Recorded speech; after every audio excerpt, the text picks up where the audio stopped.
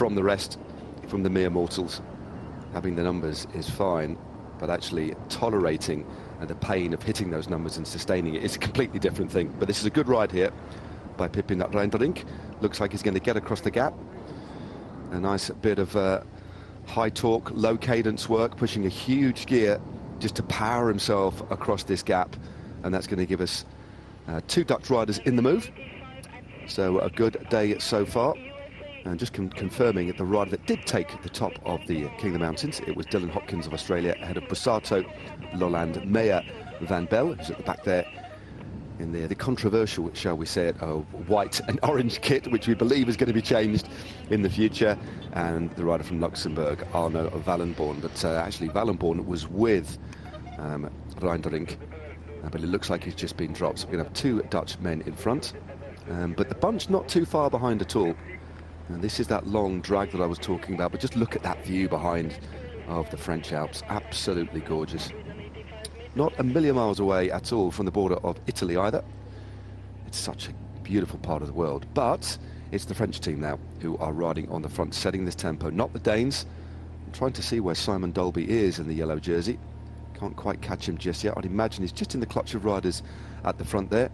But it is the French leading the chase, with Matthias Rondel in the white jersey, keeping that warm for Simon Dolby. He's the best placed of the French riders. But yeah, the French clearly with ambition today, Jens.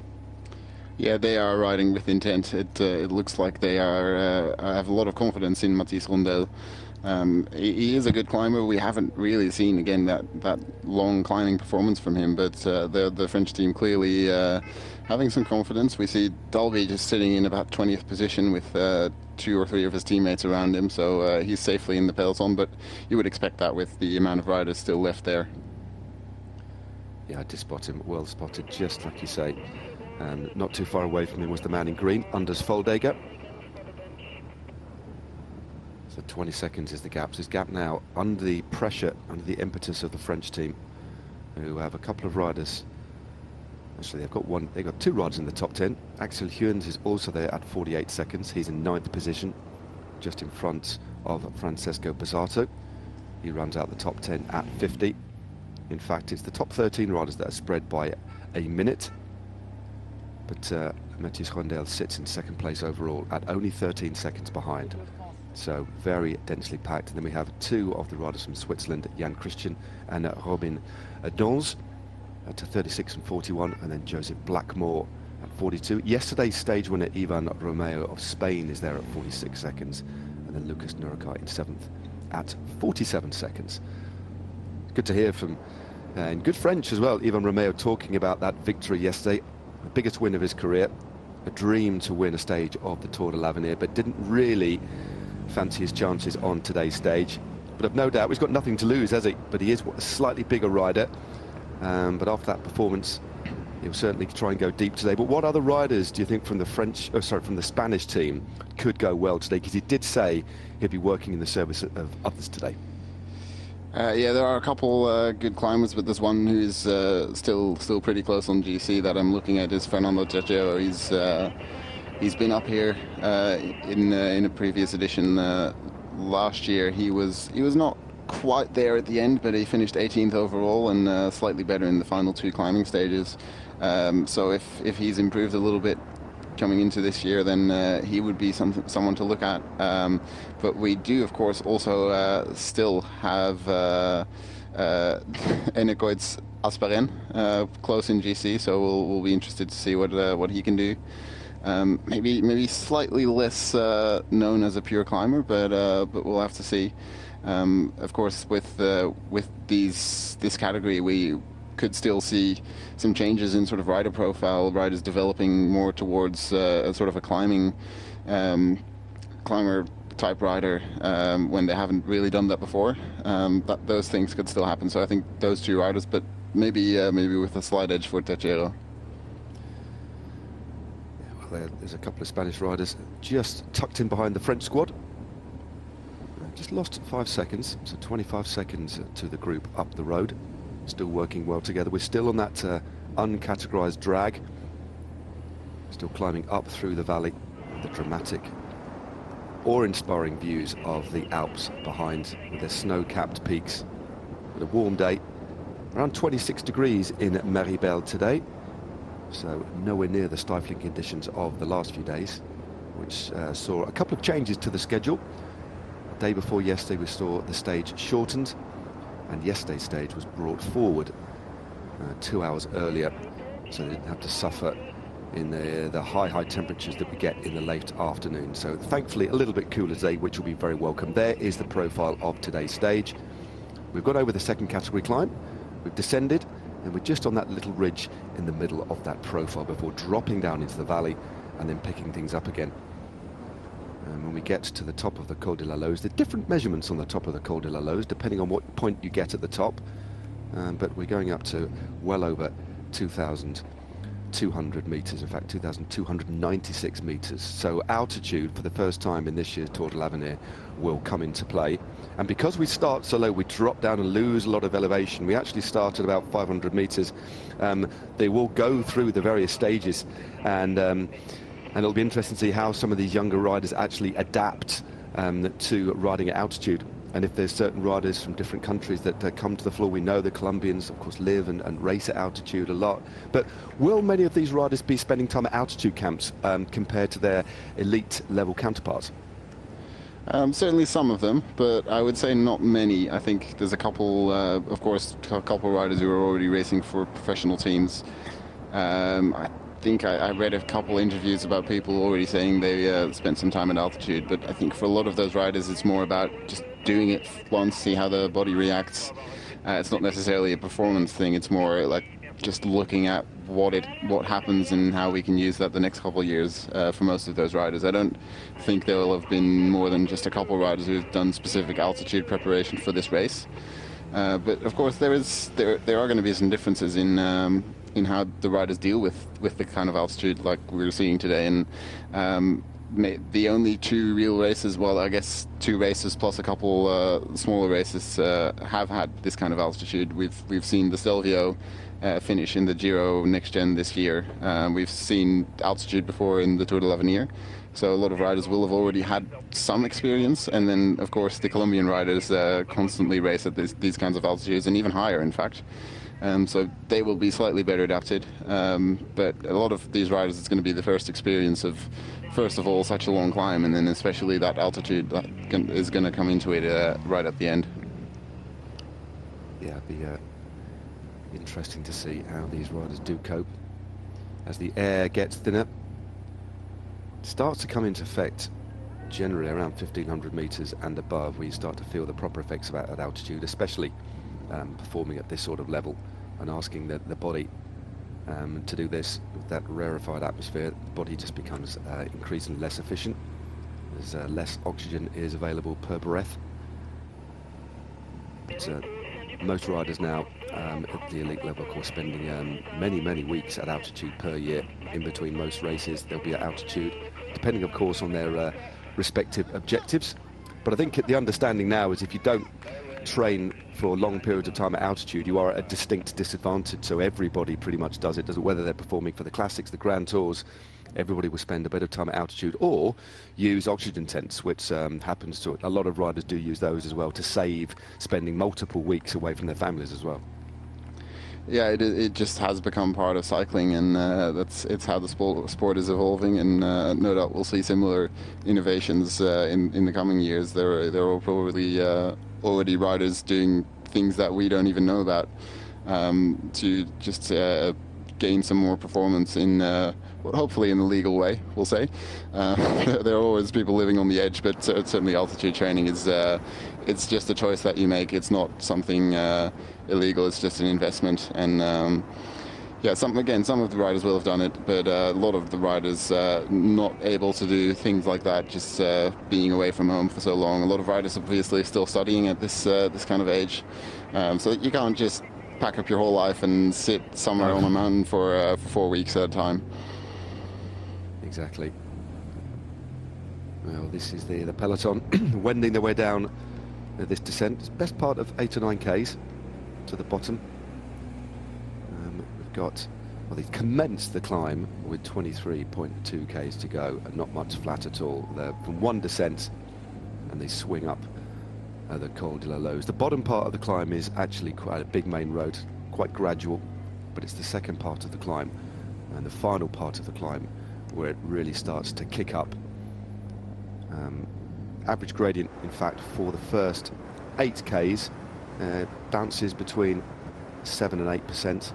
There's a slightly flatter midsection, a couple of Ks they can pick up the pace a little bit. I wouldn't exactly call it a plateau, but I rode it this year at the Tour de France reasonably fast. You can get it back onto the big ring, roll it round for a bit for a couple of Ks, and then you begin the second phase. Another couple of Ks at 7%, another flatter section, and then the road really starts to kick up. So it's the final half, or the final third of the climb, absolutely brutal. And then as we move into the last 4 Ks, it doesn't dip below 11%, or hardly does. It bounces between 11 and 10%, with pitches of 20%. It is a cruel, cruel climb, and it will certainly see, should I say, a very deserved winner. But this breakaway aren't being given too much of a lead at all, and it's Great Britain now getting in the mix, setting this tempo, most likely for, as you said, Nurika or Joseph Blackmore.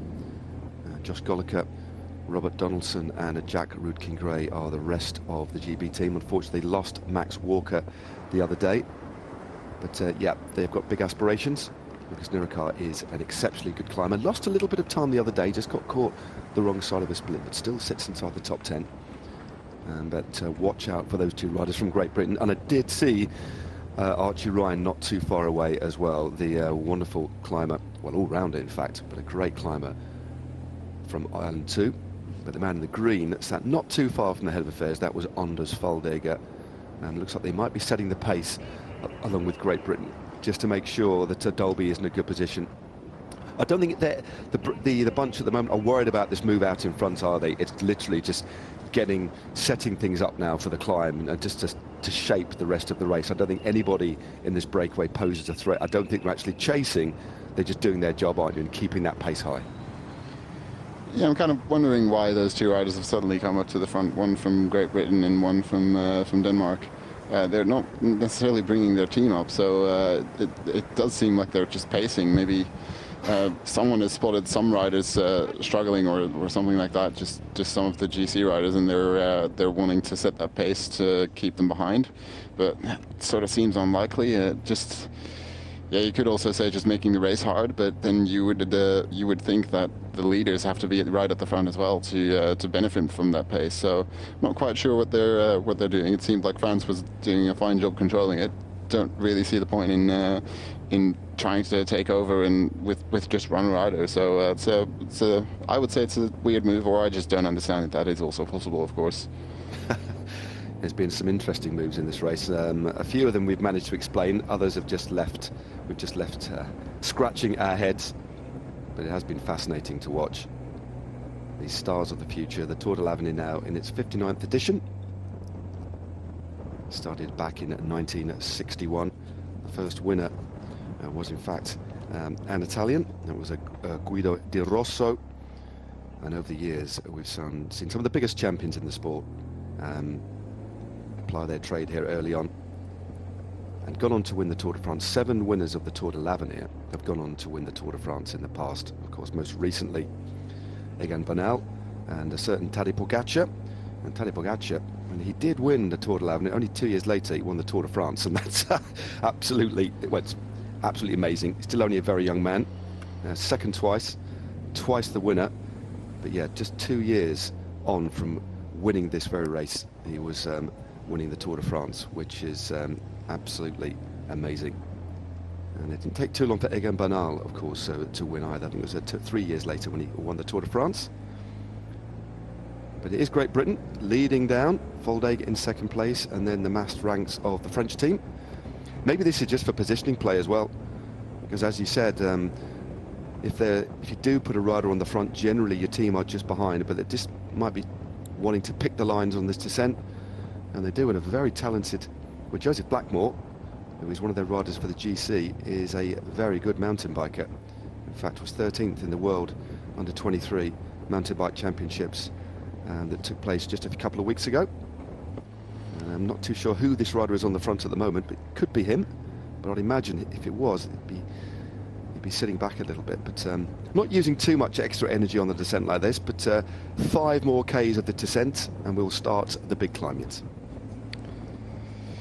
Yeah, I think well, the British team have got those 2 riders up in the GC, and it's for both of them, it's going to be, I think, their first real go at this kind of climbing, and the first go at altitude as well. Certainly, maybe they've done climbs like these in races before, but not really on that razor's edge trying to perform.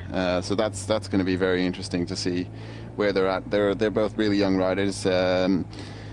Just gonna have to check, but I think they're both second year under 23s, so yeah, they've got a long time ahead of them. Still 2 years in the under 23 category if they choose to stay here, or they could move up earlier as most of the biggest talents do, but they're still on the younger side, so this is just going to be that first test to see where they're at. And that's the thing, we've got maybe 2 favorites that we know what they can do, but they are going to be in the list of so many different riders that might be able to do it. There's probably going to just be one who really excels, and I'm really excited to see who it's going to be. Yep, we're not too sure yet, as they just pick their way down. Nice little bit of descending here. A few gaps being left between the wheels as riders just descending at slightly different speeds. And there will be a little bit of separation here in relation to the ability of these riders to descend, but right on the front at the moment, not taking too many risks at all. It's all about getting down here as safely as possible. As you can see on the right-hand side, the road has been dug up actually. There's like a drainage ditch that you want to avoid, but so far so good. Not piling on too much pressure here, just making sure they get to the bottom of this descent nice and safely. He's certainly not throwing his bike around here. This looks to be more like setting a decent tempo, not taking any risks at all. And quite often, the best place to be on a descent is to pick your own line and have that empty road in front of you, save for the motorbike. But that drainage ditch it's right on the line sometimes, isn't it? They've got to be really careful of that one, just not make sure they don't get the wheel caught in it.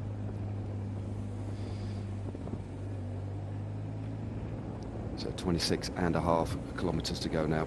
23.2 of those kilometres all uphill to the finish. The mighty Col de la Loze awaits the Tour de l'Avenir field here today. A short, explosive stage. This is the group just up the road at the moment. They've only got a slender lead. They've stripped out the time gap, but I believe it's only about 20 seconds or so now.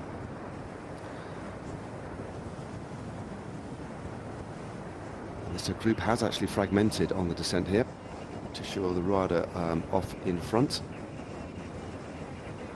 A couple of riders also getting dropped out. They've been dropped out the back of the bunch, we're hearing too. That's no real surprise, and that will certainly be the theme as we head up the Col de la Loze.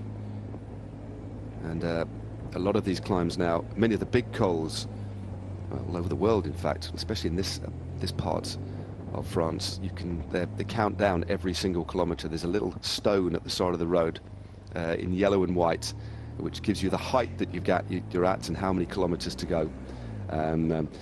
Good and bad. It just reminds you quite often how slow you're going and still what's to come. And also gives you the average gradient of the next kilometre. They're really handy, actually, if you don't know the climb. And there are going to be a lot of riders here. They will be riding this for the very first time yet. Yeah, absolutely. I don't think many riders have got the resources to just do a recon of all these mountain stages ahead of the Tour de l'Avenir.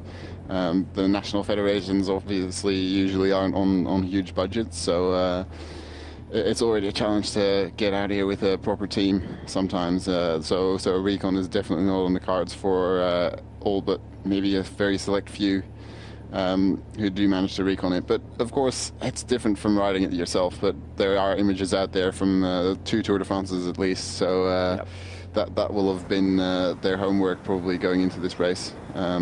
Just seeing the peloton not really split on that descent, it does seem like the British rider was sort of maybe even pushing the tempo down a little bit, which is interesting. If you just couple that with the fact that Lucas Nurkar lost some time yesterday on the descent or on the climb before, we don't really know where he lost that time, but it's just off the back of that group, maybe not too comfortable in the descent. I'm just guessing at some kind of reason for why the British rider was at the front there. That might be a possibility reasonable explanation.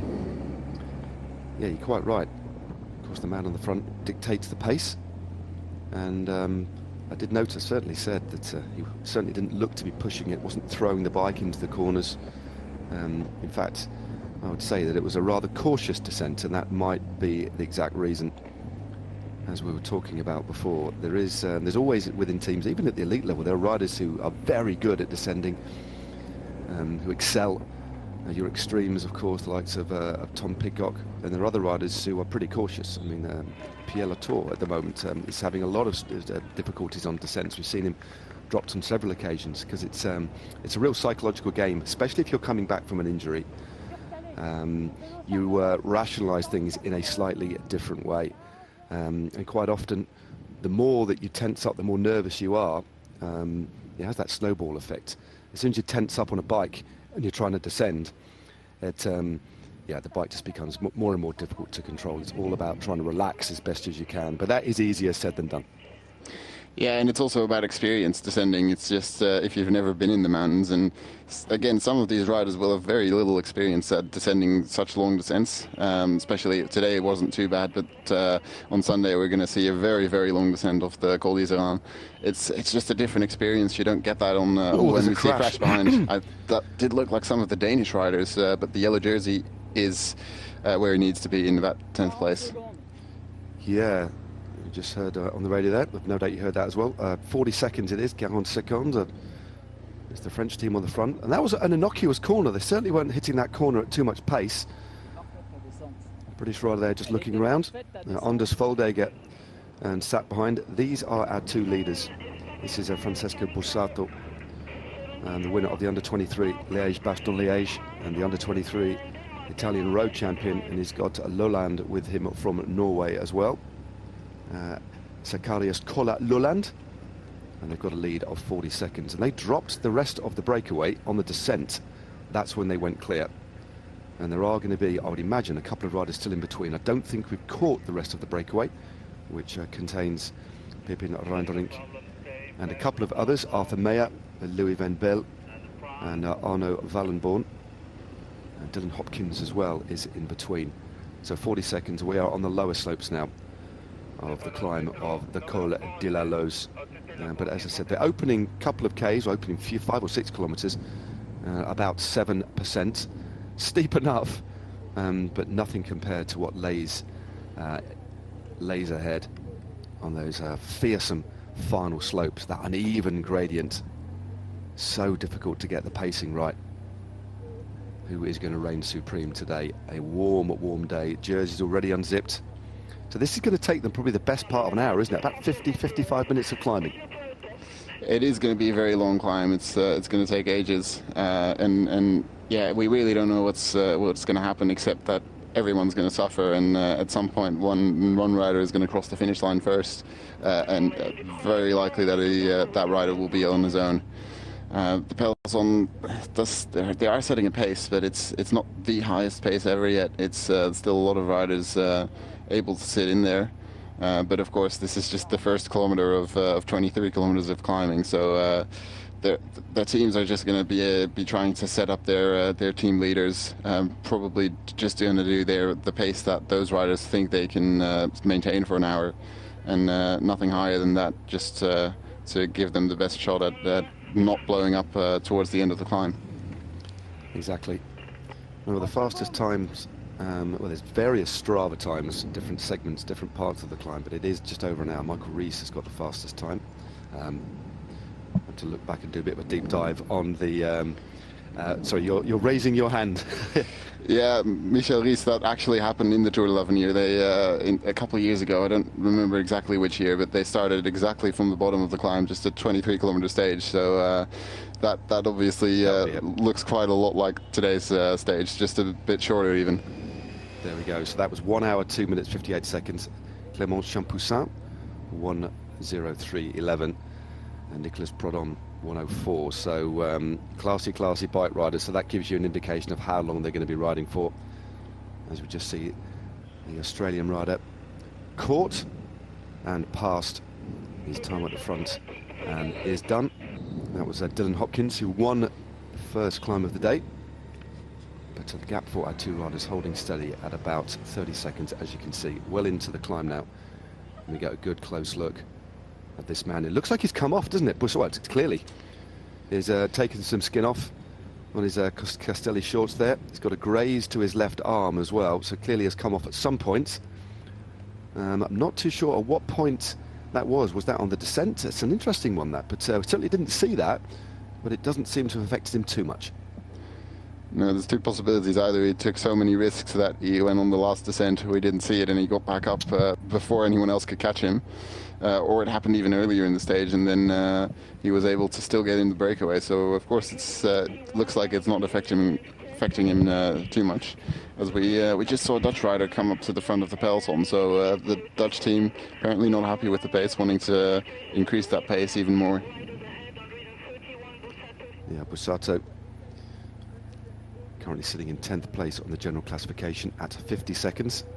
Poses the biggest threat, but right now the tempo being set by Great Britain.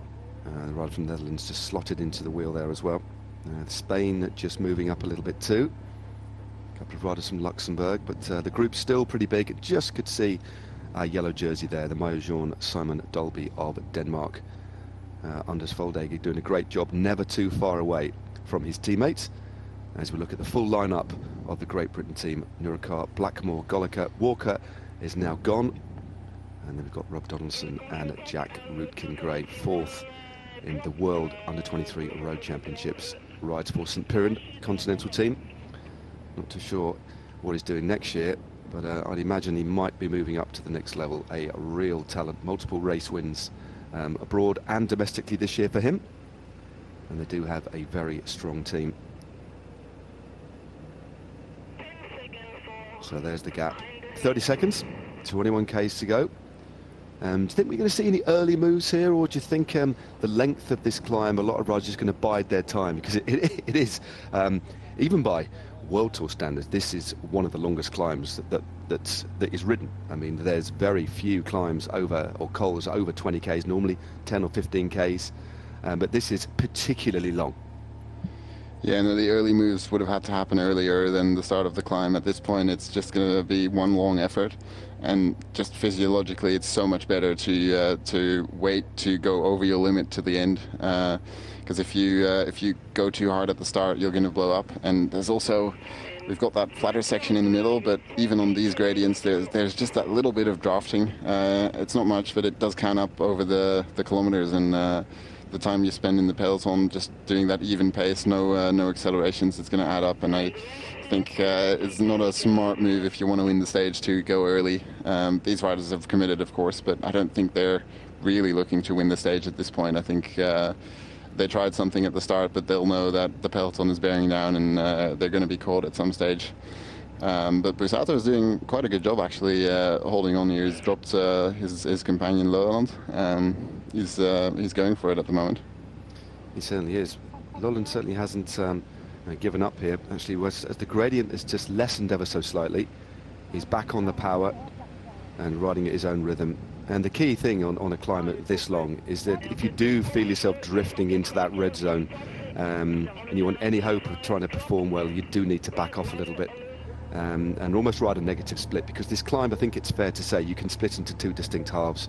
You've got that plateau, the slightly flatter section midway up, and then the gradients are rarely below double digits for the second phase of the climb. The final 10 Ks, as I've described in detail, absolutely brutal. But a good tempo being set here, and this bunch already looks like it's down to about 40 or 50 riders. Yeah, not too many riders left, but there are going to be even more riders dropping off. It's Donaldson of the Great British team setting the tempo at the moment. Thibaut also in second place for the Netherlands. And then it looks like it's Rondel already in third place. So the GC rider for France is right up there.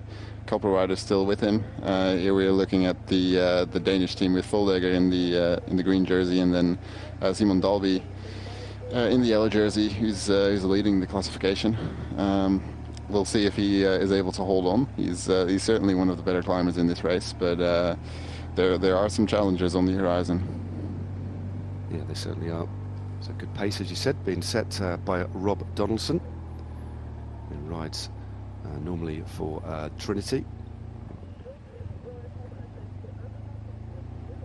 Good sprinter is Donaldson.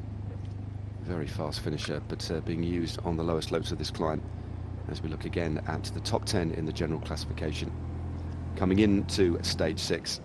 Such a tough weekend of racing ahead. There's one of those signs I was talking about, and that one will say 20 kilometers to go, and will give you the average gradient for the next kilometer. So if your head unit packs up and you don't end up speaking to Direct Sportif, the information's there. Old school, analog at the side of the road. Depends. If you're on a good day, they'll trip by pretty quick, but if you're on a bad day, sometimes it's best not to look at those signs. They just tell you what's coming up. Sometimes it's best to clear the head. And a climb like this, Jens, riders will have different ways of breaking it down, depending, of course, on what their ambition is, what their job is as well, what their ability is. How do you ride big, long climbs? Do you like to break them down into parts, or do you put your brain in a different place, or do you just try and completely zone out? Yeah, it depends on the scenario. It depends on the type of rider you are, the type of personality. I think most of these riders will have a job to do. Just looking down the peloton, there might be 15 riders who are looking to perform on this stage, and the rest is just there in service of someone else. But for the leaders, it's just about following the wheel, maybe sometimes looking at your numbers and seeing where you're at if you're still dealing with the intensity. And other than that, it's just sitting on the wheels if you're in that zone. You just have to, well, you can't really save energy, but you're just trying to sit in and wait for the final steep section, because I doubt that anyone's going to make a move before that sort of plateau section in the middle. It's just going to be waiting for the final 10 kilometers, and probably even a little bit more than that. Yep, I think you're right, as you say, for the reasons you've just described. But Bussato right now, 20 seconds is his lead to the peloton behind. They'll see him on these slightly straighter stretches of road up ahead. It's the Netherlands who are now doing the riding. Pepijn Reinderink slotted into second place. The under-23 champions jersey completely unzipped, shall I say. And just behind him, Matthias Rondel of France. He's sitting in P3 there in the white jersey of best young rider. Still Foldager looking pretty good here as well in the green jersey. And then a little bit further behind, this slowly thinning out peloton. But as you say, on these slopes, there is still the benefit of riding on the wheel. They're moving along reasonably quickly. And while there is that benefit, there's no point at all in riding on the front, taking that extra little bit of wind. This man is committed, as you said, tried something earlier on. And he's got a nice cadence going. He's climbing really smoothly here. And a lovely fluidity to that pedaling style, which suggests he's well into his rhythm, but he's riding at or around the same pace as the bunch behind. They're not giving him too much leeway, but again, I don't think he's posing a threat. I don't think they're worried about him. I think the bunch behind, the riders who are setting the tempo at the front, are just doing a job, and to keep that pace as high as possible, thin this group out before their respective team leaders go for it near the end. Yeah, we saw a couple of the other teams, the British team and the French team riding at the front, and now it's the Dutch team with 3 riders up near the front. They're just doing a job for Tijmen Gaat. He's in 14th on 1 minute and 11 seconds. I mistakenly said yesterday after the finish that he lost some time. There was another rider from the Netherlands. He was actually just in the group, right where he needed to be. So he's a little bit behind on the GC, so he's going to have to make up some time. But you saw him there in 3rd position, really small rider compared to the others. And those are the riders we're mostly going to look for, those slighter riders, just a fewer kilos to take up to this altitude that we're going to see today. Yeah, good bit of tempo riding being done here by the team from the Netherlands, as though another rider just pulls over to the side of the road. I don't know what's happened there. He's put his foot down. Was that another rider from the Netherlands, as Bussato is about to be caught? 20 years of age, a real talent. He's got a real good kick on him. Excels on the shorter climbs. A good effort to get out in front. I wonder if he's actually just eased up a little bit, knowing that he wasn't moving away. And just slot back into the wheels here. So the bunch now all together. Well, I say all together, there's riders dropping away very quickly. But that was, we've seen a couple of riders just literally swing over to the side of the road and come to a grinding halt. Just shows how hard and how deep some of these riders will go before they finally pull the pin. Yeah, I think what we see in the elites at the moment in the World Tour, all the riders know roughly what they can do, and maybe there's a few watts average sort of either way depending on the day. But for these under 23 riders, they don't know yet what they can do. They don't have that huge bank of data that they can refer to. So for them, it's just going to be sort of guesswork, and we could see some riders blowing up at some stage later on in this climb. We're already seeing some of the lesser climbers blow up already. But at this point, I think what the Dutch team will have done is just make an estimate of what Tijmen Gaat can do over this sort of distance, and just sort of ride at that pace to tire everyone else out. Worst case scenario, someone else is better, but then he's at least going to do the best climb he can do. And then the hope will be to have as many riders behind him at the end of the day as possible. Of course, in this situation here, the riders aren't being instructed at all by the team car. Just a reminder to any of you watching, no race radios. They did have them in the team time trouble, I believe, but not in the road races. So the pace that's been set is decided here and now. As we look at that big cow on the left-hand side there, just relaxing, watching the field pass by.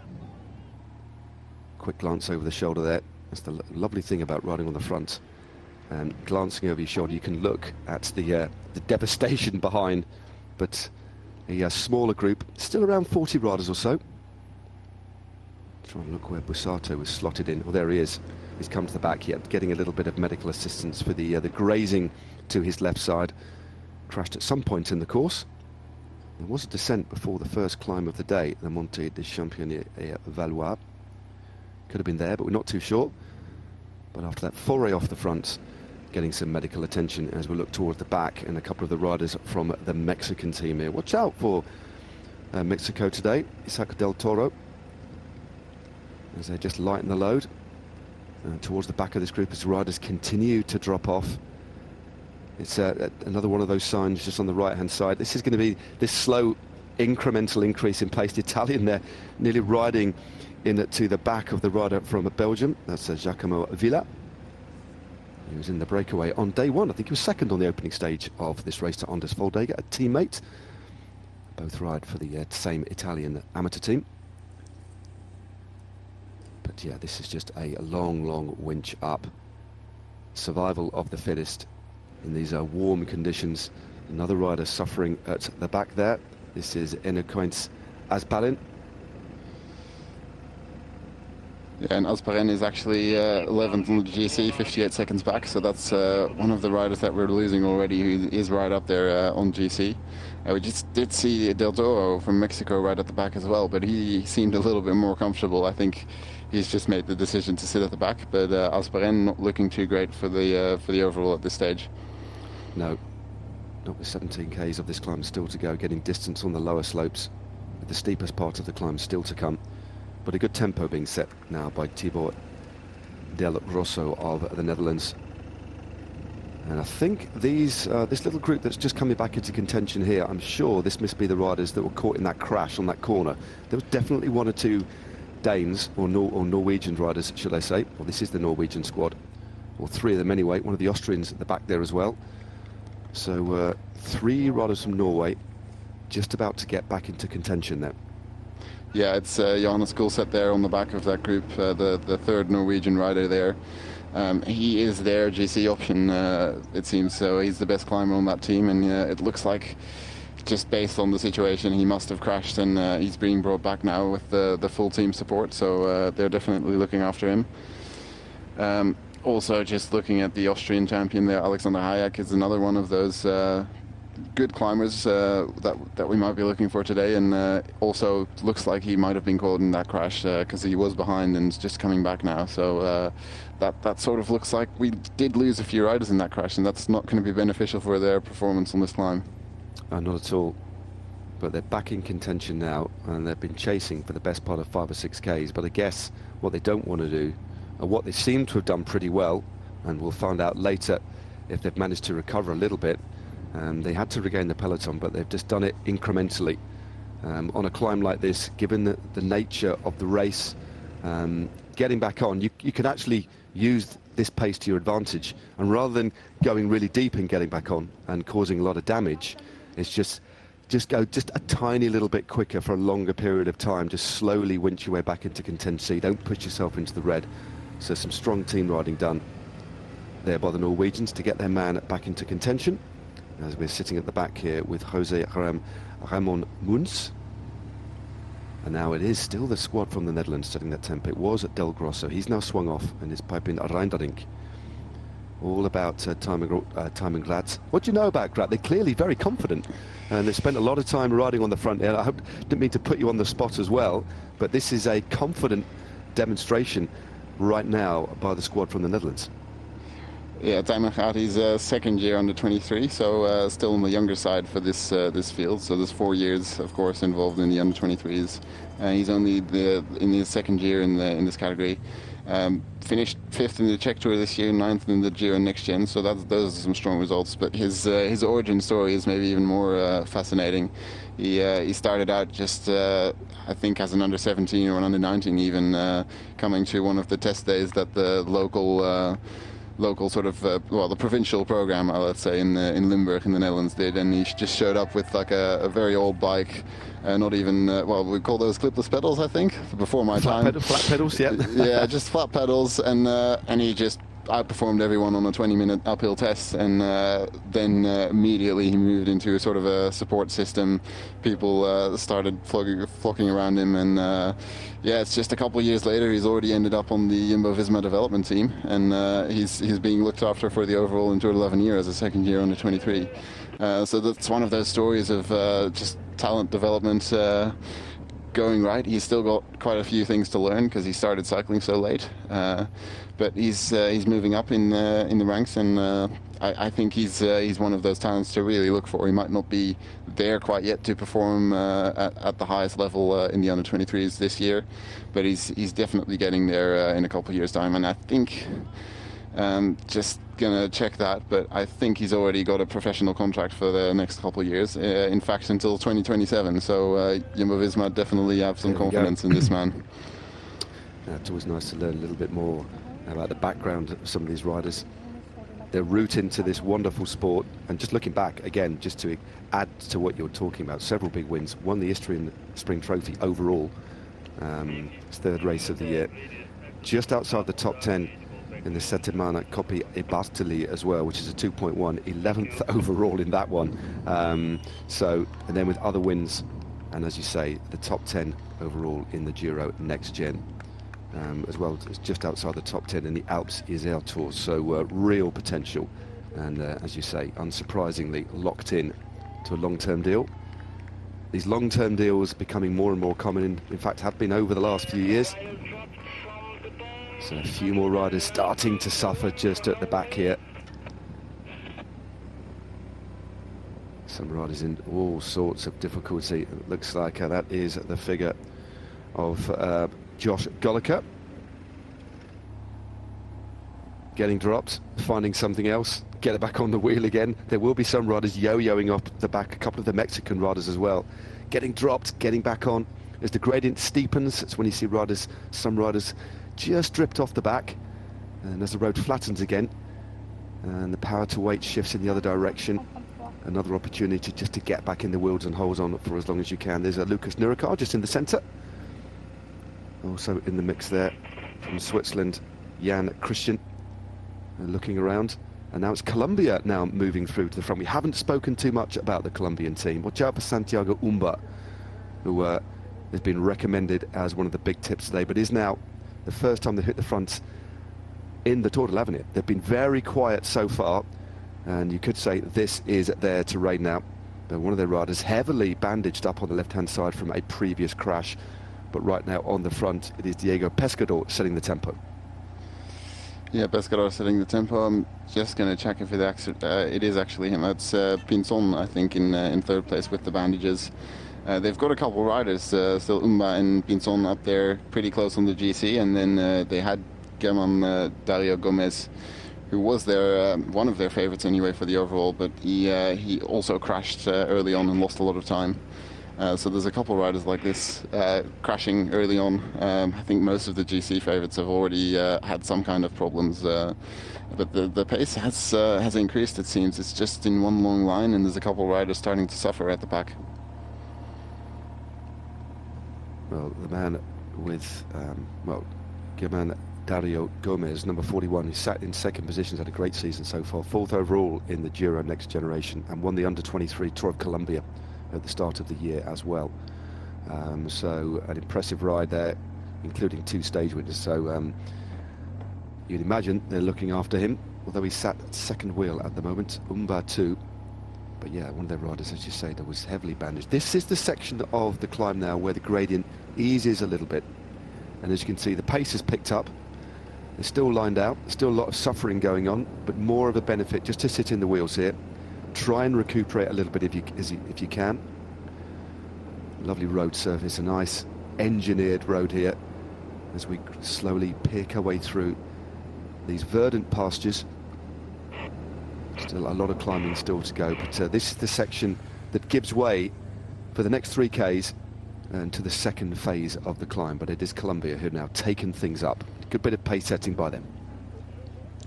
Yeah, it's interesting to see that the Colombians, who have sort of a reputation as being the better climbers, have decided to take over on the flatter section of the climb, with the Dutch probably more renowned for their flat riding, setting the tempo on the earlier, slightly steeper section. But it's the riders will be starting to feel the effort of that long climb now.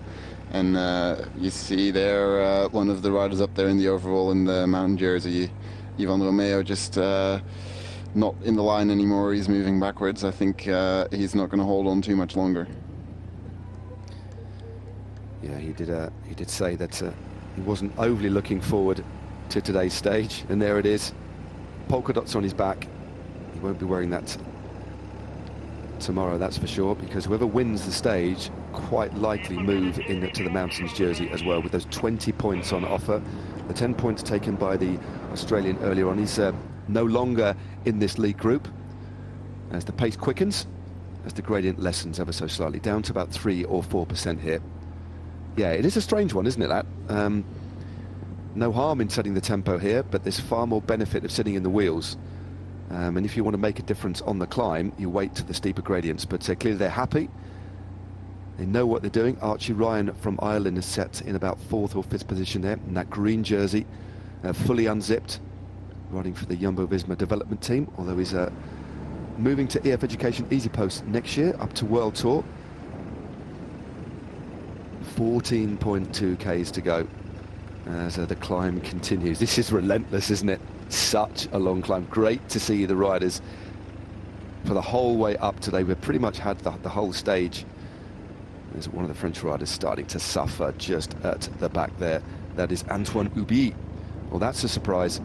So Hubie now being dropped from the bunch. He can hold on no longer as the Colombians start to turn the screw. Yeah, Hubie is also was one of the pre-race favourites, but he crashed in the World Championships with just I think it was 1 or 2 laps to go.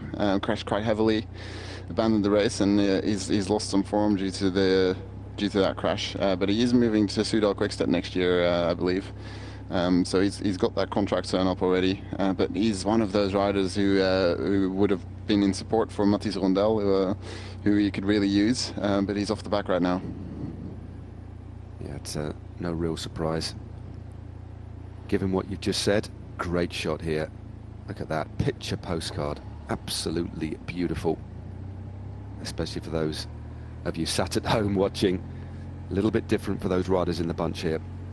It will be suffering to various degrees. Colombia, 3 riders at the front. And that's a blue jersey of theirs. And what an absolutely gorgeous shot. One long line of riders, probably about 35 riders left in the field here on stage 6 of the Tour de l'Avenir. A short stage, not very sweet, 68.5 Ks, 13.5 of those to go up the fearsome slopes of one of the newest climbs in the Alps to race up. The newly paved, the last part of the climb only paved, or tarmac should I say, in the last 3 or 4 years. First used in the Tour de France in 2020. And we've got that to look forward to today. And I would imagine for most of the riders in this field, they would have seen it on the television, of course. Not too sure how many have ridden it, but I would say that the vast majority don't know what they're going to be up against today. A lot of suffering still to come. As we look at Jan Christian, last man in the group, looks to be suffering a little bit. Jersey flapping in the breeze there. Hanging on to the wheel, in and out of the saddle, as the Colombians continue to press on here. There's another slightly flatter section here through the town. Actually going through Meribel itself. And then we loop our way round. So this is where it's about 4 or 5%. And these next couple of kilometres will go by quite quickly. In fact, they go past a lake as the road winds its way around to the right. And there is actually quite a flat section. So this is an opportunity here to, I wouldn't say rest up, but try and get as tight, get as low as you can, and benefit from that draft before the road starts to kick up. Yeah, it's going to be with about 10 kilometers to go that we start climbing again. And Jan Christian, he was one of the favorites. Also looked really good the last couple of days, especially yesterday with that second place. Was really disappointed about that. He was going to be one of the riders to look for, but he's starting to drop off the back here, and this is not really a great sign for him at the moment. We saw Del Toro sitting at the back for a while. He's now moving up. Tijmen Gaat as well dropping back. So some of the riders that we have been looking for are just not maybe performing in the way we should would have thought. Yeah, a couple of the favourites dropping away, suffering. Still a long way to go on this climb. Should just pass through Meribel now. Colombia been on the front now. There we go. Right on cue. The ski resort of Meribel in this beautiful Tarentaise Valley in the Savoie department. Another clutch of riders just falling away at the back here as well. Road kicking up slightly here. Up to about 6 or 7%. But as Jens was just saying, this is the gradual part of the climb. Another rider loses contact. Wants a feed at the side of the road. That's one of the Spaniards just getting a bottle from the Norwegian soigneur there. That was Javier Izaza. Good to see the Norwegian soigneur there, happy to give his bidon away, as we see another rider just starting to suffer here at the back. And that is the rider from the Netherlands. That is Tijmen Gaat. They're just starting to get dropped at the back there. Interesting. Yeah, Gaat and Christian both not looking great at the moment. I think if you're suffering at this point, it's only going to get worse. Although, especially for Gaat, such a slight build, he's likely to perform a little bit better on the steeper portions of this climb. But the fact that he's not sitting comfortably in that group is not a good sign. Santiago Umba as well getting dropped now is also one of the climbers that we were looking for, but yeah, it's not looking too great for him either. It does look like they're working for Pinzon today. So good riding here by Colombia, relentless tempo being set. Some of the pre-race favourites now falling away. 11.6 kilometres to go. And we're around halfway up the Col de la Loze. As another rider slips away, shrinking this group even further. It is Jan Christensen who has gone. Again, the road flattens again here just a little bit. But the second phase of this climb, the second part of this climb, is absolutely brutal. It is like a ramp test. It just gets steeper and steeper the nearer we get to the top. And at the moment, the gradient is relatively gradual. It's even. You can set a rhythm. But at the top, when we get onto the narrower cycle path section of the Col de la Loze, the gradient becomes uneven. A beautiful, smooth surface, but the gradient exceptionally deceptive. As Tijmen Gaat starting to struggle a little bit, his body rocking and rolling a little bit. Certainly seems to be a man right on the ragged edge there, trying to hold on to the wheel of Joseph Blackmore. Yeah, Joseph Blackmore also at the back. Also, again, not a great sign if you're right at the back at this point. Blackmore, we weren't really sure what he was going to be able to do on climbs like these, but it does look like he's suffering with the length of the climb. I think he might be someone more suited to these the punchier efforts that we saw yesterday, for instance, that we saw in some of the races that he has done this year. But of course, being a mountain biker, he hasn't done too many road races yet, so we don't really know what kind of rider he is, but this is the first sign that maybe he is not the purest climber in the world. Indeed, there's a couple of other riders. I saw Archie Ryan dropping back as well. Just swung out the line. Whether it's dropping back to get a beat on, I'm not too sure. But certainly not come out the back of the bunch, but he swung off. He was sat about fourth wheel. As we look at the rider slipping back, this is Mats Wenzel of Luxembourg. You can just hear on the radio, so another rider from Colombia there. That's Gomez now, after setting that tempo on the front, is getting dropped. This is Joseph Blackmore. I think we're just passing by Blackmore now. The rider from Great Britain has succumbed to the tempo that's being set, this relentless pace by the Colombian team as we pass through the outer edges of the ski resort of Meribel. It's several little villages. There is a centre to it. It goes on for several Ks.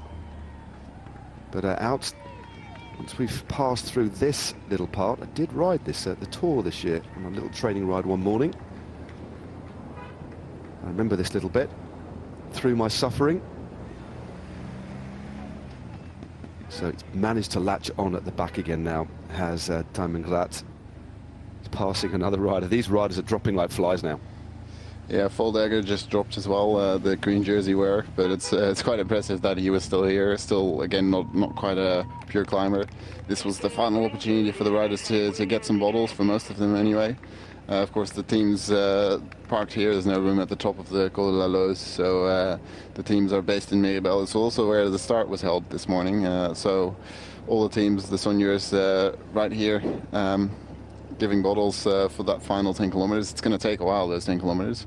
But with the pace that Colombians are doing, it is not going to take as long as we might have thought. It's a real fast pace at this point. Yep. And they are setting up Pinzon for the win, hopefully for them, with some of the Norwegians now dropping off the back of this group. Yeah, they've had a difficult climb. A couple of them caught behind a crash. Just at the back, the suffering continues. And that's Embret Svestad Badseng just slipping away now. Another one of their Soigneurs on the right-hand side of the road. This is a real ferocious tempo that's being set. They're taking it up very, very early. And that one rider there is now done. Has ridden himself into a hole and has swung off. But look at the damage that he's caused, because there is a big attack now. Still 9 Ks to go. And the first real launch has happened here in the Tour de l'Avenir. The American rider there in third position, the only rider in this field to have got a Grand Tour in his legs, and that is Matthew Riccicello, young American riding for the Israel Premier Tech team. And rode the Giro, impressed on several of the big mountain stages. A light climber, and he will certainly like this tempo that's been set at the moment, because there's some big splits, and the yellow jersey is now slipping back. The yellow jersey on the shoulders of Simon Dolby. And Jens, with just under 9 Ks to go, there's a definitive split here, and the yellow jersey has capitulated. Yeah, this is not where you want to be when you're wearing the yellow jersey. It was Edgar Andres Pinzon, the Colombian, who made an attack. But it's quite early for his teammate to drop him off. It's not the steepest portions yet, and he wasn't able to drop anyone off the wheel really. But he's going to try it again, and now there is no response whatsoever. Pinzon is going solo, but now it looks like Riccicello is feeling the responsibility, and he's going to chase Pinzon down. Yeah, good attack there by Pinzon. Attack number 2. But Riccicello certainly not panicking. Rather than punching across the gap, is slowly winding you back in, conscious, and not to make too many stinging efforts. It's so hard to recover. We've still got 8.5 Ks to go. We're coming up now to about 1,600 meters. We're moving into altitude, so those sort of really hard efforts that you make here come at a big cost, don't they? Yeah, I just saw Hannes Wilks, one of the pre-race favorites, being dropped there. He was not able to follow these accelerations. That's Del Toro, and there's only, I think, 5 riders ahead of him. But you have to imagine these accelerations, the riders are going to feel those in the legs, because that's just tapping into that anaerobic power that they're not going to be able to recover from too easily. It's probably better to, well, physiologically it's definitely better to just ride at one tempo, but there is a race going on, of course, and now we're seeing an attack by William Junior Lesser from Belgium, and I'm just looking at the other riders in this group. Haven't quite been able to identify the other two, but there's certainly one of the Italian riders there in 4th place. Yeah, Lesser now on the front of this group. Edgar Pinzon has now slipped back into third place. Yeah, as you say, they're in one of the Italians in the blue jersey there. And also, I think it's one of the Mexican riders, I think, in the mix as well there. Looks like it might be Isaac del Toro just towards the back of this group. With the green shorts as the Belgian swings over the road, looks for some assistance. And Riccicello just moves through on the front. No real cat and mouse just yet. A little bit of a flick of the elbow, suggesting everybody works. Well, this man doesn't want to. Edgar Andres Pinzon attacks again. The 22-year-old. He rides for the continental team at GW Shimano Sidamek, the Conti team. Essentially the Androni Giocattoli team, which folded this year and re-registered as a Colombian team by Gianni Savio, primarily with Colombian riders, primarily racing and riding in Colombia, with a view to building up in the next couple of seasons. But a great attack there. Riccicello looks focused, trying to get back onto the wheel of the South American here. Aggressive racing, and still the hardest part, Jens, of this climb to come. This is fantastic. Yeah, you see, these are still some of, not the flatter parts, but it's certainly not incredibly steep yet, as we've just lost our pictures. But just going through that group, the last rider I think we haven't mentioned yet was Mathis Rondel, the white jersey wearer for France. So he's still in that group. I've got 2 Italians, 2 Mexican riders, maybe just off the back there. And, well, the other riders we've mentioned, Pinzon, of course, Leclerc, Riccicello, and I forgot everything now. Might be missing 1 or 2 riders. Just thinking that we have not seen Archie Ryan, for instance. That's one of the riders. Simon Dalby here, Johannes Wilks, some of the names that we did expect that we aren't seeing right up there at this point of the climb. Indeed. I did see Archie Ryan, another attack. This is about the 5th attack now from the Colombian, who's clearly feeling fresh, but at what cost are these going to come? Straight over the top. Riccicello, though, sees the moment, senses it's time to go. Hasn't opened up much of a gap, but a real sharp acceleration there. Glances around, maybe slightly half-hearted there, just a little tester. And here's the rider from Italy, just now moving round to the front, who I haven't quite identified just yet. But we've got 5 riders now moving clear. Riccicello is there. Edgar Pinzon of Colombia is in the mix as well. Le Cerf of Belgium is just towards the back of that group as well. And then there's the man in the white jersey, I think, as you say, that is the Frenchman, Mathis Rondel. And meanwhile, labouring a little bit further down the mountain. Not too far down yet, but maybe it looks like he's the best part of 30 or 40 seconds behind. And still 7.2 kilometres to the top of the fearsome climb of the Col de la Loze here on stage 6 of the Tour de l'Avenir. Another attack. Well, this man is like a Duracell bunny, keeps hitting them hard.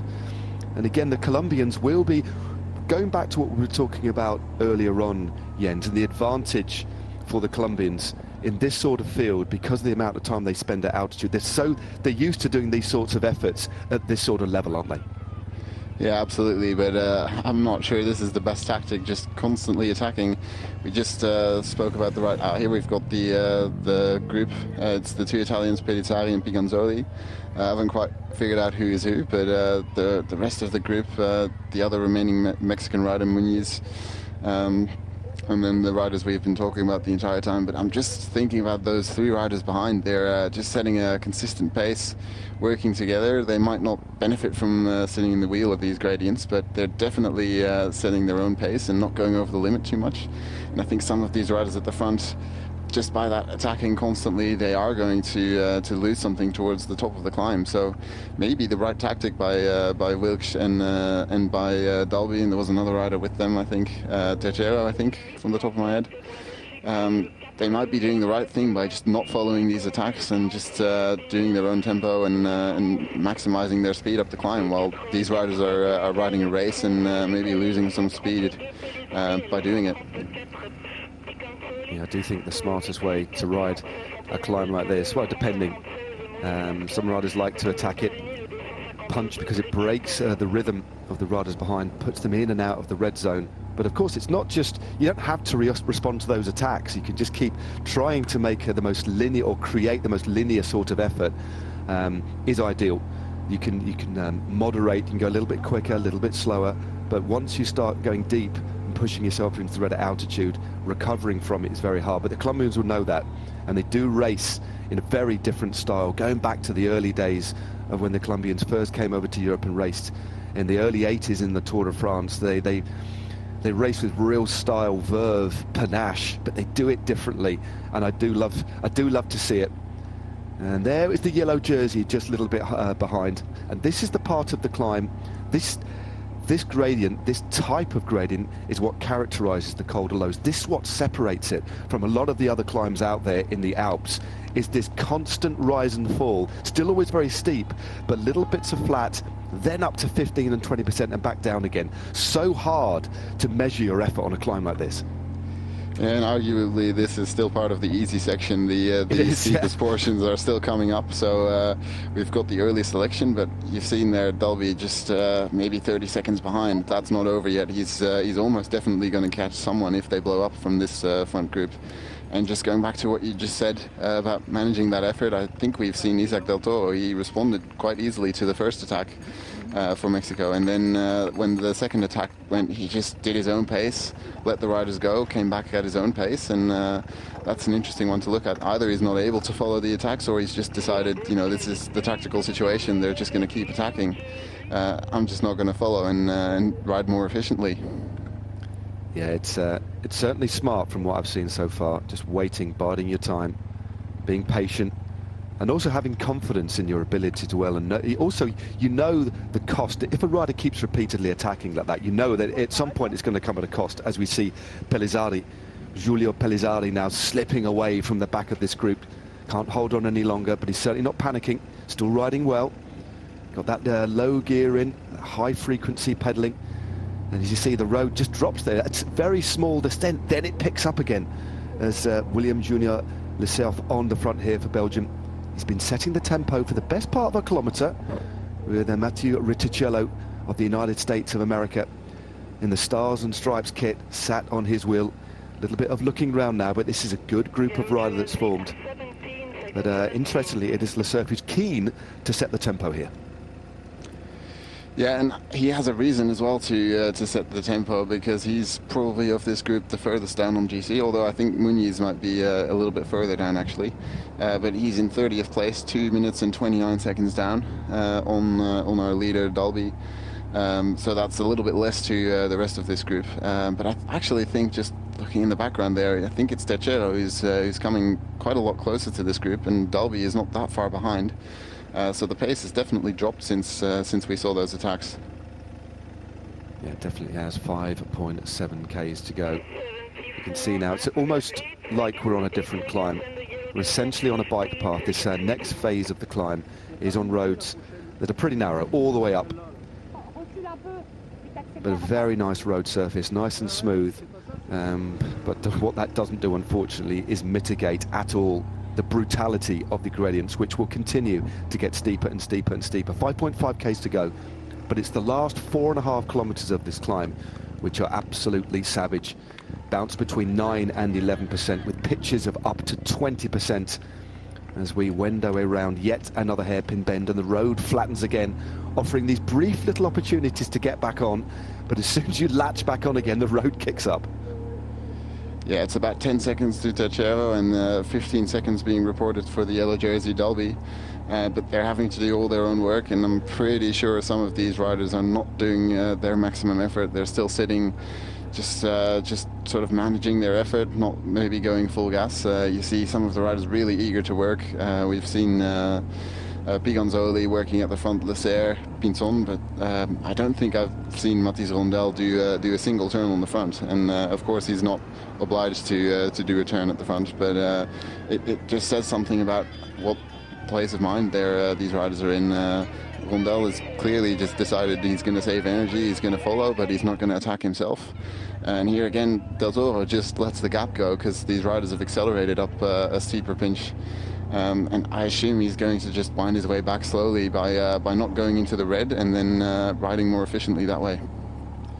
Yeah, it's moderating the climb as best as possible. A little acceleration there, a sharp, stinging acceleration, although he's throttled it back a little bit now. That was David Piganzoli on the front, just behind him, ever present William Junior Le Cerf. But just looking at the composition of the general classification, the man who's set to gain the most is Mathis Rondel, he said, of France. Sitting pretty, confident in that white jersey. But I tell you what, Simon Dolby isn't too far away. He's pacing himself exceptionally well. Couldn't quite match the pace of the Colombians lower down the climb. As we just look at Isaac Del Toro towards the back of this group, as the road continues to snake its way up this climb. And the difficult thing about the last kilometre is that it's pretty straight. At the moment, you've got this sinuous climb, almost like a corkscrew effect. But as we get towards the top and this climb opens out, as we go past the ski slopes here to the left and right, you can just see the road open up in front of you. It's straight up in front, and they're even harder, I think, to tackle. This climb plays mind games, it really does. And of all the professional runners that have ridden it, most have said that it's probably the hardest and strangest climb in the Alps. And this is, in fact, the 8th highest paved road in the whole of France, or the eighth highest paved mountain path, should I say, in France. As the motorbike just moves away a little bit, and we get a good impression, or the best impression we can, of the gradients coming towards the top of this climb. Now 4.4 k's to go, and still we have this clutch of riders together, 8 riders there. And the rider with most to gain at the moment is the man in France wearing the white jersey, Mathis Rondel, who sits in second place overall, only 13 seconds behind Simon Dolby. Yeah, it was Muñiz, the Mexican rider, setting the pace just now. He's moved to the back now, I think. He's the only rider who's really not a factor in the overall general classification. He's about 12 minutes down, so we don't really have to look for him in the general classification. All the other riders have definitely got something to gain in the GC. It's now his countryman Del Toro moving to the front for the first time, I think, this climb. So it's interesting to see. Is he going to up the pace? Is he? Well, it does look like it, because there's some riders out at the saddle at the back. It's strung out now, where it wasn't just a minute ago. Yeah, Del Toro sits in 22nd place himself at bang on 2 minutes, the same time as Pinzo, who's doing all the attacking earlier on. This is a big acceleration by the man from Mexico. He's been aggressive so far in this race. He's got a little bit of time to make up. Not too far behind is the American. The young American Matthew Riccicello. Of course, everybody's young in this race. All under 23s. Another slight flattening, carrying momentum into this little hairpin, and there's a split formed. A couple of riders now dropping off the bat because of the tempo being set now by the Mexican rider, shattering this group in the process. Yeah, he's definitely accelerated, and I think he's just setting his own pace now from now to the top. A lot of riders getting drops. Muñiz was the first to go. Then I think we saw the Italian Pellizzari, and now it looks like Pinzon, our attacker, has dropped. Rondel also off the back. There's only a couple riders still left, as Lecero also gets dropped. You see that little glance across from the Colombian rider. They glanced into the eyes of the Frenchman. This is the hardest part of the climb now. Le Cerf now getting dropped as well. So there's 3 out in front. Isaac Del Toro looking very good. Matteo Riccicello in second place, looking behind, and you'll see the Italian. I think that is Piganzoli. Pellizzari, who's dropped a little bit further back. The road continues to ebb and flow here, gaining elevation very, very quickly. The motorbike giving these riders a little bit of extra space. I think it's in danger of stalling. They're moving so slowly on these brutally steep gradients. Yeah, I think that's the reason. Isaac Del Toro he's very clearly chosen a strategy this climb. He saw those first attacks, followed one, then sat back for the others, just judging that it wasn't worth following. He would just set his own pace, ride as efficiently as possible while still staying in contact, and sat on the back for most of this climb. And then suddenly he's just decided the last 6 kilometers or 5 kilometers, I think he went, I'm just going to set my own pace, and I'm gonna ride it as fast as I personally can. And yeah, these 2 riders are still in his wheel, but I imagine he's measured this effort perfectly, and he's not going to slow down. So we'll see how long these riders can stay in his wheel, and if they've got anything left to still attack him. But Piganzoli also looks to be suffering now. He's bent low over his handlebars. He certainly is. Generally tell when a rider's starting to suffer, not just from their facial expressions as they twist their face as they bite against the pain, but also the body starts to shift on the bike. You shift forward on the saddle, shoulders get a little bit more rounded, struggling to find the right gear. But he's still there, he's latched onto the back, but he is certainly suffering. Everybody is fighting their own personal battle up this climb. Still 3.5 kilometers to go. But I tell you what, Del Toro looks pretty calm there. Riccicello looks good as well. Beautiful low cadence there from all of the riders in this front group. And they've stolen the best part, I think, of 20 seconds over the second split, who are now getting distanced. And this does look like it was a clear plan from the Mexican rider to set that tempo, rode patiently, didn't get involved in any of those earlier attacks, particularly by Munoz, but is now not even looking around, not even looking for any support, but look at the views that we are treated to as we head towards the top of the Col de la Lode. It is nothing short of magnificent.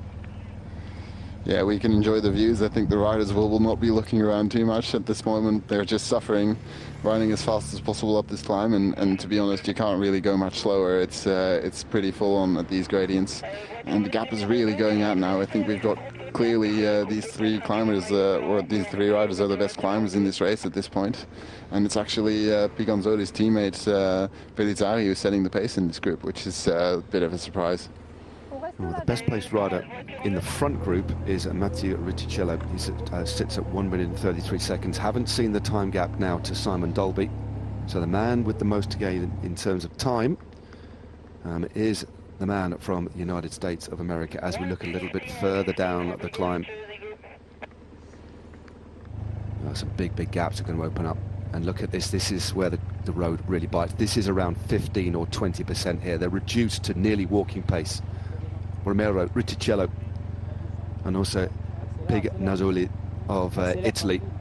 Mexico, the United States of America, and Italy represented. This trio of riders still have 3 kilometers to go, and this climb is unrelenting. But riding with some composure, still happy to set the tempo here, riding his own race here, is the Mexican, who looks pretty relaxed, all things considered, Jens.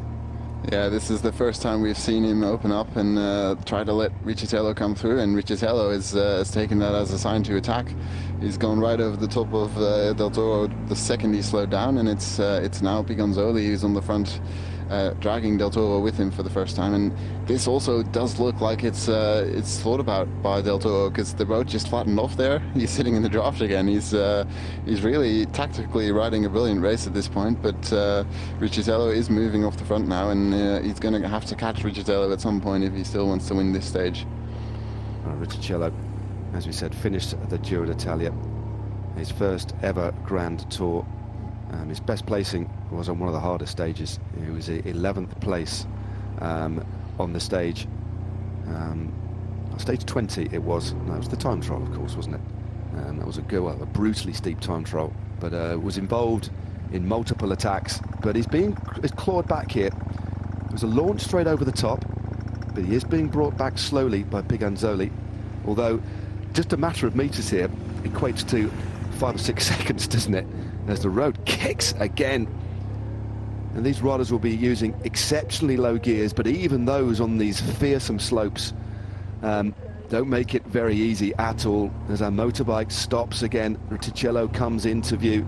The Mexican Del Toro trying to close the gap to this American. South America, North America, Italy represented in the front as the riders are scattered all the way down the Col de la Lode, one of the most fearsome climbs in cycling. This is a monumental stage. 2 more difficult stages to come in the Alps as Riccicello crests another one of these small rises. The road briefly relents and then horribly kicks again. Yeah, it's really interesting riding from Del Toro. He just drew out an attack from Riccicello there. Sat in Piganzoli's wheel until the road started to become steeper again, and then he just rode across without that real peak of acceleration. I would say this is incredibly smart riding, incredibly mature riding as well for someone who's only ridden on the road at this level for 2 years. And he's back with Riccicello. Piganzoli is still a little bit off the back, and here they're going to come through this camera. I'm hoping we can get a timing to some of the riders behind. We just saw Simon Dalby being mentioned at, what was it, 1:15, but I think that gap's going out even more now. It certainly has. Remember the time gap, 1:33. The best placed rider in this group is Matteo Riccicello. He has got Isaac Del Toro for company, and the man who's still fighting gamely, David Piganzoli, the 21-year-old Italian, rides at pro team level, rides for Iolo Cometa. Yeah, so this is Pellizzari at just over 30 seconds. We saw two more riders come into view there, who are going to be just over 40 seconds, I think. Here, Pinson and Leclerc. And I think we're just waiting for Mathis Rondel behind him. He's the best place rider in this group, and he's still gonna probably be up there on the GC. Teixeira is just coming in behind him there at just under 1 minute at this point. Yeah, just behind the Frenchman. These gradients are so steep. It's very difficult to actually ride at any pace but your own. It's hard to follow the wheel here. The rhythm constantly broken, but the Mexican now really piling on the pressure as this road continues to undulate, gaining elevation, losing it briefly. It's like 2 steps forward, 1 step back on this climb, but look at that. This ribbon of road strewn across this mountain, this beautiful mountain. It's a lovely clear day here, but Mexico lead the United States of America. Italy struggling in the wake of the pace being set by the man on the front, Isaac Del Toro, who's having a magnificent race. He's ridden such a strong, but as you were saying, Jens, intelligent race so far, but Riccicello looks like he's still got a lot of spark there as well. Yeah, I couldn't tell you at this point who's going to win this stage, but it's pretty clear that both of them are going to be up there this week. Piganzoli, just looking at the GC, he's on 129 at the moment. If we look back to Riccicello, is at 133, so those are really close. Del Toro lost a little bit more in the team time trial, of course, losing 2 minutes there, the maximum amount that the teams were allowed to lose. But these two riders within 31 seconds of each other on the GC, so if they remain close together on the GC, we're definitely going to get a very interesting final 2 stages. Yeah, we certainly are. Just look at that view. The rider there, I can tell that isn't one of the competitors. It's somebody who's decided to climb this hill themselves. I think he'd be better off walking almost. It's that hard. It really is. The last few meters of this climb, nothing short of brutal. Now this is important here. Riccicello needs to power on. He'd love to win the stage, of course, but more importantly, one would imagine he wants to move himself into the Maillot Jaune, into the yellow jersey. Simon Dolby, quite a long way down the mountain, definitely a minute or more behind, maybe even a little bit more than that. In fact, we've not caught sight of him at all. But Del Toro now moves through to the front, and as you quite rightly said, I missed Piganzoli, as you say, just a few seconds in front of the American. So Riccicello needs to keep on riding, not just for the stage win here, but he's not that far away from moving himself into the Maillot Jaune, unless, of course, Isaac Del Toro can take the best part of 27 seconds out of the American as the road kicks up once more. 1,200 meters to go, and Piganzoli is not done yet. Gaining a little bit of ground, but then the road rears up. So difficult this climb is. 1,200 meters. Who's it going to be? Isaac Del Toro of Mexico versus Matteo Riccicello of the USA. What a fantastic fight we're seeing on the slopes of the Col de la Loze. Yeah, and again, looking at the GC, Mathis Rondel, last time we saw he was still at less than a minute. Simon Dolby is now being called at 1 minute 45, so they're not going to be too far out of it. If this is just a bad day for them, they're still going to be very close, because they're not going to be more than a minute behind at this point if Riccicello does take over the jersey. And here he goes. It's a final attack. Del Toro, is he able to follow? Oh, big launch there by Riccicello. He does. He's turning a sprocket or so higher. Riccicello using a lower gear here, opening up a small lead. It looks as if the man from Mexico is starting to struggle again, fighting with his bike as this man continues his pursuit. David Piganzoli is dropping away a little bit now as the American forces his way up this climb. But I tell you what, the Mexican isn't done yet. He's opened up a couple of bike lengths now. We've only got about 800 meters to go, but the road continues to rise. Spectacular scenes here, and we still cannot call this one, Jens. No, this is exactly how Del Toro has been riding this stage, and also how Riccitello has been riding. Riccitello constantly on the attack, following moves by Pinzon earlier in the climb, now going himself a couple times, but Del Toro has just decided to do his own pace, not to go over the limit. Although it does look like he's starting to struggle, he's still not out of it. He's only a couple seconds back, and he might just be able to claw this back if he keeps on doing his own thing. Riccitello, maybe he's gone over the limit a little bit on that attack, and he's starting to suffer as well. They're still right next to each other, and I think Del Toro has actually made it back to the back wheel of Riccitello now. It looks like he has. It's so hard just to close that last metre. It is just a matter of 2 or 3 metres, but he is now latching himself back into contention. Another nervous glance round from Matthew Riccitello, but the Mexican is back in contact. Isaac Del Toro moves over to the left-hand side. He glances around, and it's now daylight between them and the Italian, who is the best placed rider on the general classification of the 3 riders up the road. But it looks as if it would be Matthew Riccitello now is going to move into the yellow jersey unless Simon Dolby can do something special. This is the man in 3rd position on the mountain, fighting his own personal battle as we get ever nearer the finish here. What a stage it has been. This is stage 6 of the Tour de l'Avenir. From Méribel to the brutal summit finish at the Col de l'Elos, 2,296 metres above sea level. And again, this time, turning a huge gear, it's Isaac Del Toro who moves through to the front, trying to drop the American, who is struggling in his wake. I don't even think it's an attack at this point. They're just hanging on for dear life, trying to get to the finish. This is one of the steepest climbs in cycling at the moment, and Del Toro is still leading. Riccitello right on his wheel. Has he still got any energy left, or well, it's going to be very close coming into the finish with only just over 100 meters to go. Well, here we go. We're coming into the finishing straight now. Riccitello versus Del Toro. Who is going to emerge victorious? The crowd banging the boards here. Nobody's coming into view just yet, and it is Del Toro just in front. Del Toro looks like he's stolen a march from Riccitello. It's going to be Mexico that take the win here. What? Isaac Del Toro takes victory atop the Col de l'Elos to take stage 6 of the Tour de l'Avenir. Matthew Riccitello in 2nd place for the United States of America. What a fine ride by him. And the clock has started. Simon Dolby started the day in the yellow jersey. 1:33 behind was Riccitello. This is the Italian coming into view now. Superb ride by David Pignazzoli of Italy, fighting all the way. This will move him right up into contention. It should be 2nd overall on the day, but it all depends on what Simon Dolby can do, of course. But this man has gone so deep. What a ride. Perfectly paced, had the punch at the end to take the biggest win of his career, and look at what it means. But look how deep he has gone. A spent force, but a victorious one. Yeah, I'm just going to guess that this is the first stage win by a Mexican rider in Tour de l'Avenir history. I don't think I need to look that one up. Just going to put it out there. I think that must be it. 30 seconds for Pignazzoli on this stage, and now we're going to get his teammate Pellizzari, who's going to lose more than a minute. So the gap's really going out on that final steep kilometer. Del Toro just paced it perfectly. He did his own thing. He didn't go with those accelerations early on the climb, and that benefited him at the end.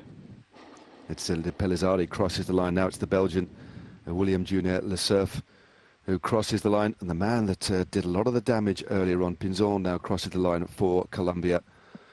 Everybody has ridden themselves into the ground on this brutal climb. But what a ride by Isaac Del Toro. He rides for the AR Monex Pro Cycling Team. He's only 19 years of age as well. And as we look at the best young rider, this jersey will be moving from this man's shoulders, possibly to the Mexicans. We'll have to double check on the timings, but this is Matthias Rondel, the first of the Frenchmen home, stops the clock. And is assisted by one of the helpers there because he's gone oh so deep. Another one of the Mexican riders coming through now as well. This is Munoz, or Muniz, should I say. Still no sign of the yellow jersey. So I think it is going to be moving on to the shoulders of Mathieu Riccitello. Yeah, I think we're pretty safe in saying that here we've got Johannes Koolset and Jan Christen, who got dropped fairly early on the climb. They're coming across the finish line now. I think Simon Dalby might have gone a little bit too deep, but this is that sprint. Del Zorro just paced until the final couple meters and then accelerated away from Riccitello. Just had a little bit more left there in the end. Yeah, got dropped in the about 600 meters to go, but paced him. That's what he did so well on this climb. Kept calm, kept a cool head, and in the end had what was needed to take a sensational victory. The riders will be finishing for the best part of half an hour on this climb, I can tell you that. They'll be spread all over the mountain. As the team cars trickle across the line, we should get confirmation of the result and hopefully look at what the general classification looks like as we look at the view. This awe-inspiring view across the Alps here. This is the Col de la Loze as it snakes its way down the mountainside here in the valley. The Tarentaise Valley is where we are. But no, a sensational stage. We knew it would be a decisive stage in this race. Still two very difficult stages to come as well. Three, in fact. Tomorrow is a split stage, time trial in the morning. Then another short, punchy mountaintop finish, and then another hilly stage to round up the race on Sunday as well. So lots of racing still to come. You can see it, of course, here on GCN Plus, so make sure you watch along with the Vuelta as well. The Spanish stage race, the final Grand Tour of the season starts, of course, tomorrow. Finishing in 3 weeks' time in Madrid as the riders continue to come home. This looks like it is Nurikar now coming through. Probably the best part of 3 or 4 minutes. And these riders still inside the top 20, so we're going to have a very distinct looking general classification with enormous time gaps at the end of today, Jens. Yes, enormous time gaps, but I think the first 4 riders, it looks like, are going to be quite close together, probably. They are, yeah. Within just sort of half a minute, that sort of area. I think we're going to have Riccitello at the front. And then just looking at this, I think Biganzoli might just hold on for second place in front of Del Toro. And then Mathies Rondel had quite a big gap ahead of this stage. On those riders, he's going to be about half a minute back as well. But we have seen Simon Dalby come across the line. He's going to lose some time, but he'll still be up there in the top 10. But we'll still have to wait for the actual confirmation of the results, because I'm not going to be able to do all those calculations myself now. No, definitely not. We'll leave that to the organisers. But we definitely know who the winner was. So Isaac Del Toro of Mexico took the win ahead of Matthew Riccitello of America. David Biganzoli of Italy third. Fourth place to Italy as well, Giulio Pellizzari. And then William Junior Lecerf of Belgium. Fifth place on the day. Well, I hope you enjoyed that stage. We certainly did. Not so sure about the riders. A new-looking general classification as we head into the weekend. Still 3 decisive stages to come. As the riders continue to file home. Hopefully we'll get a chat with one of the riders at the top of the classification, maybe Riccitello. Hopefully it'd be lovely to get a word with Isaac Del Toro as well. So we'll wait patiently as the riders continue to file over the top of this climb. All of these riders have gone exceptionally deep today. I think it's fair to say, Jens, but just it's a fair feat just riding this climb, let alone racing it. Yeah, I think all of the riders starting today will be able to ride it, but that in itself is saying something. If we have to point out that they are in fact able to ride it, that says something.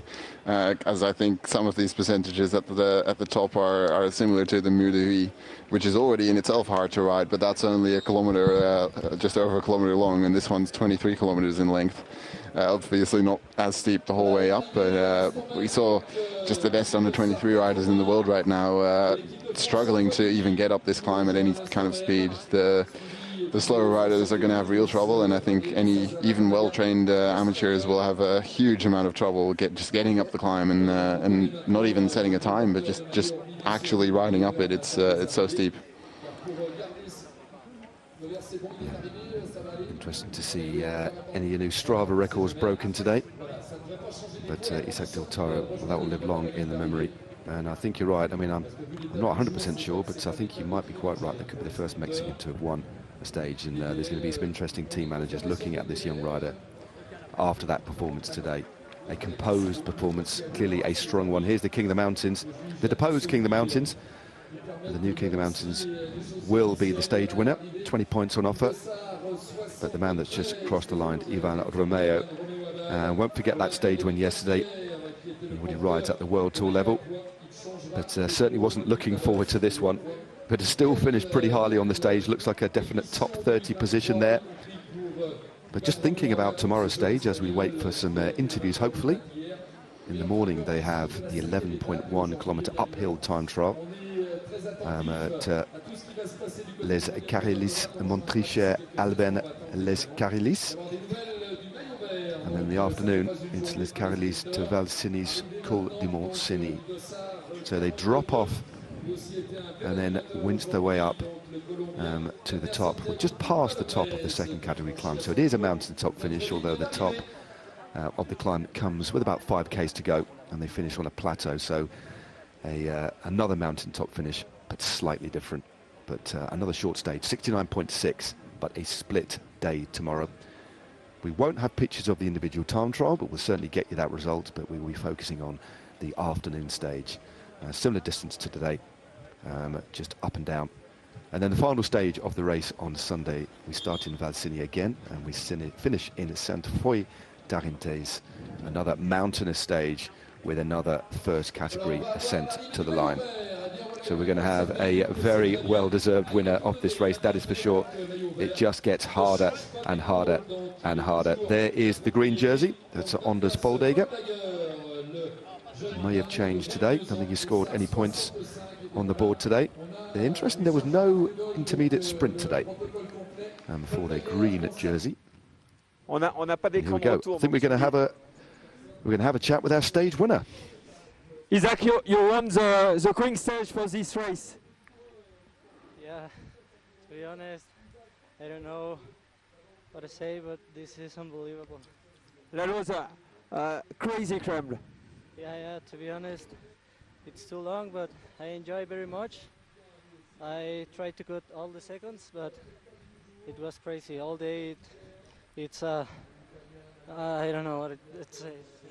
Now you want to win the general classification? I don't know. I try to enjoy today, and let's see tomorrow. Thanks, Isaac. I love these casual interviews, I really, really do.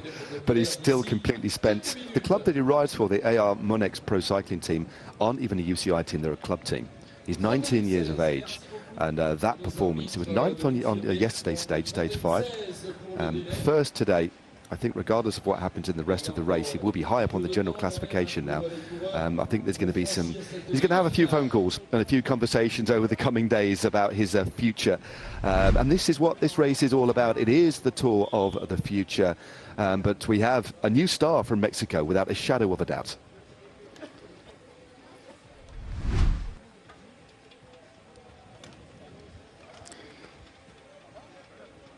Oh, here we go. This is Archie Ryan, it looks like, coming across the line. So definitely not the day he'd hoped for. Finishing much further down than we would have expected. But it's understandable given the injuries that he's had this year, struggling with his knee tendonitis, I think. He was off the bike for a long time. That's probably the reason. But just on that team that he rides for, Isaac Del Toro, it's a club team based in San Marino, just because the Mexican Federation has sort of collapsed over the last couple of years. There's not really any official federation connected to the UCI, so that's some of the background. But it's a program with a lot of different riders. We saw Muñiz as well coming up here. That team is actually running the Mexican team right now. But we're just going to see some pictures for a recap of today. Yep. We started earlier on in Maribel. The stage distance today, short, 68.5 k's. But of course, they finished up the fearsome climb of the Col de Loze. We had an early breakaway that went clear, gained only about 30 seconds. And the bunch never too far away. A couple of Dutch riders in the mix as well.